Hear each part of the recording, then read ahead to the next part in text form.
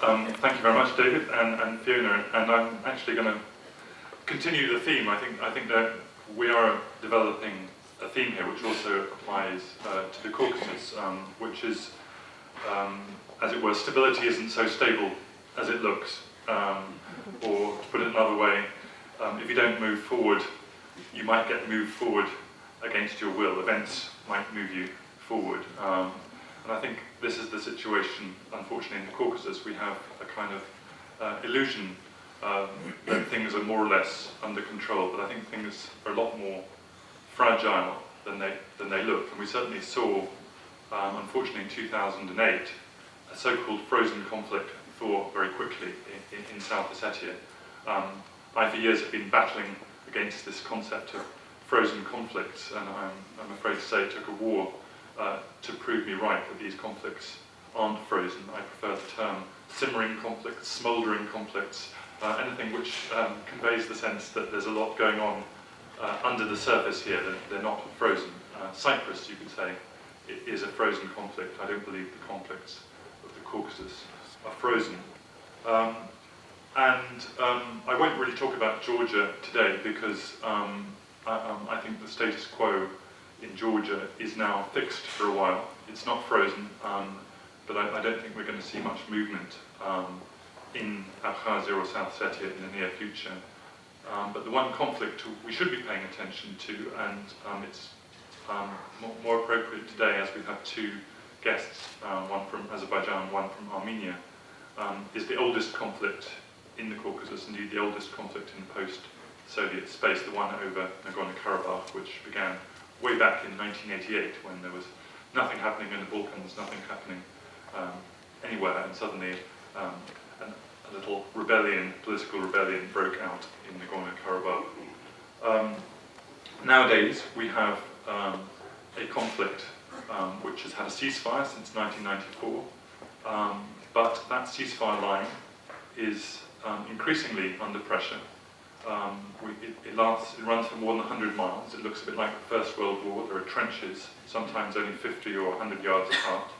There are two armies with 20,000 plus men on each side. And yet there's no international presence on that ceasefire line. There are just 6 OSCE monitors who visited twice a month. It's basically a ceasefire which persists on the goodwill and good sense of those two armies. And that may have been good enough so far, but I don't believe it's good enough forever, and I believe more has to be done, particularly if you consider the neighbourhood that we're in. We're talking about a conflict zone with Russia to the north, Iran to the south, Turkey to the west, and oil and gas pipelines running less than 20 miles from the ceasefire line. Again, to pick up a theme that Fiona has said, the Caucasus suffers from being no one's backyard. I believe if this was the Balkans, Europe would have stepped up, as it did in the Balkans, decided this was a priority, these conflicts had to be solved. But unfortunately, what we have in the Caucasus is peace processes light, L-I-T-E, an attempt to kind of fix these conflicts with small groups of hard-working, brave diplomats, but who don't really have the resources to deploy either sticks or carrots, really, to apply international pressure to fix these conflicts. And this is, I think, the major reason why I think the myth of Sisyphus is appropriate to the Nagorno-Karabakh conflict. We always see Sisyphus rolling the peace process up the hill, a heavy stone, but there's never quite enough people behind it, and the stone always rolls down the hill again. The pressures against solving these conflicts are always bigger than the pressure to solve these conflicts. And the pressures against are coming from the local elites. I don't necessarily blame them. If I was the president of Armenia or president of Azerbaijan, I would probably prefer to stick with the rather uncomfortable status quo than the terra incognita of moving forward and signing a peace agreement, which brings long-term benefits, but certainly brings short-term instability. They're trapped, if you will. They continue to make nationalistic speeches at home, calling for complete victory over the other side, while negotiating very secretly and privately with each other for a peace agreement. And that, of course, does not build them up sufficient head of steam, a sufficient constituency ever to be able to come out in public and suddenly turn things around and talk peace. So what does it need to move forward? Well, I think one of two things really, either an outside stimulus, a concerted international push to solve this conflict, decide it's a priority. For a while last year, I believe that the Turkey-Armenian Rapprochement could have been that international stimulus. Unfortunately, it stalled, and in many ways, unfortunately, the stalling has made things worse. But still, there could be a concerted international decision to decide this is a priority, and other agendas with Armenia and Azerbaijan should be put to one side to put this at the very top of the agenda. And that's not impossible. And one point I would like to make is that this is one conflict where we're very much, the United States and Europe is very much working with Russia nowadays. The old stereotype that Russia was the blocker, the spoiler in this conflict, I think is an outdated stereotype.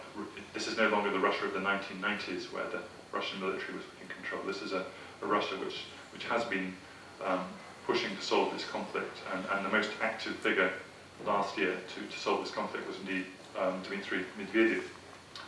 So either an outside stimulus or pressure from below, and this is why I think civil society is important.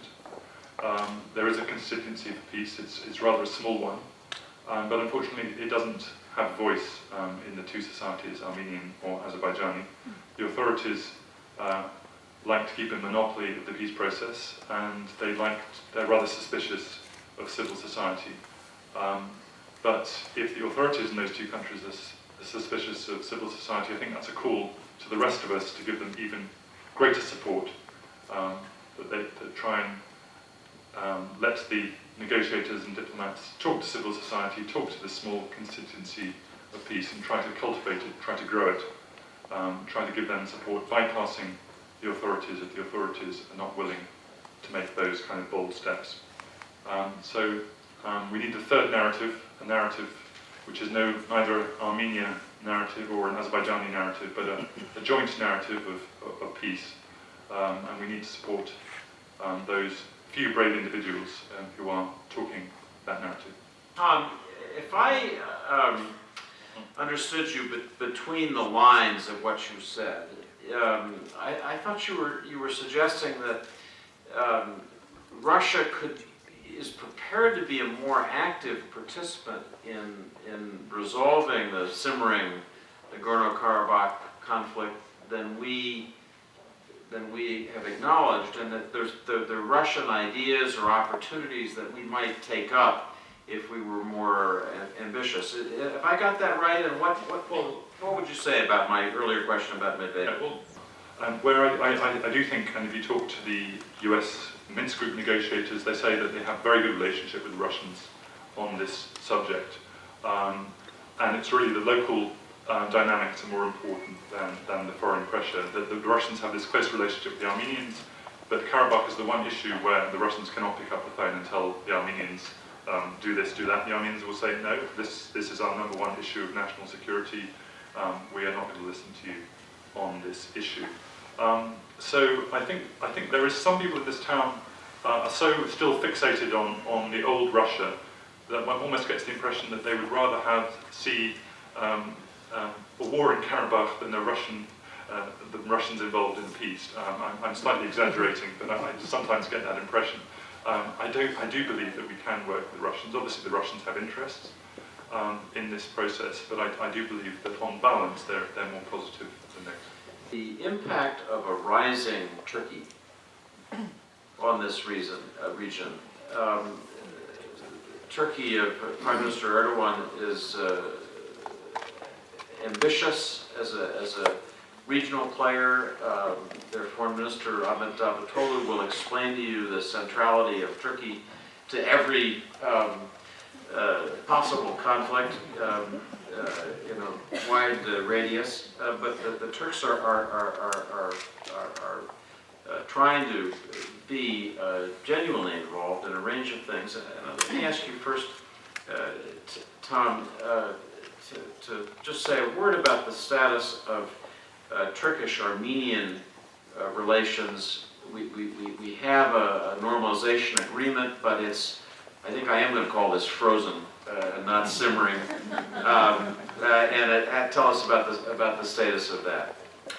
Well, as we all know, there was the very promising Armenian-Turkish Rapprochement, which began behind the scenes in 2007, that went public in 2009, and stalled, let's call it suspended, shall we? So we agree on suspended, in 2010.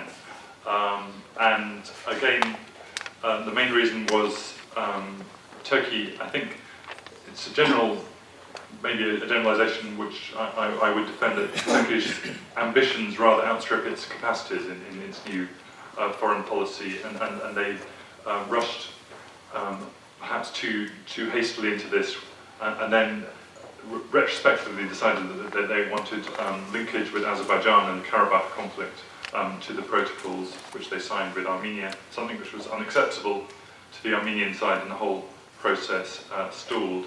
Now, my Azeri friend sitting over there from the embassy wouldn't agree with me, but I think that actually the Armenian-Turkey process in the long run would have actually been very good for Azerbaijan. Azerbaijan had understandable fears about it, and it was unfortunate to my mind that the Azeris moved to block it, because I think we all ended up in a worse situation as a result. But there is still some hope that it can be revived, perhaps with the Azeris, if not being directly involved, being indirectly involved after the Turkish elections this June. If the AKP gets back into power with a good majority, it could come back on the agenda, be refashioned a bit, and I do believe that if it were to come back, this could be a very positive stimulus to the region, primarily because it would lift this siege mentality which hangs over Armenia. Armenians feeling that for a century they've been surrounded by Turks on two sides, and I think the only comparable phenomenon in the world is Israel, this kind of deep siege mentality. If that border with Turkey opens, I do think that changes the Armenian mentality, and we'll begin to see a different Armenia, a more open Armenia, and one which actually I think is actually more ready to solve the Karabakh conflict.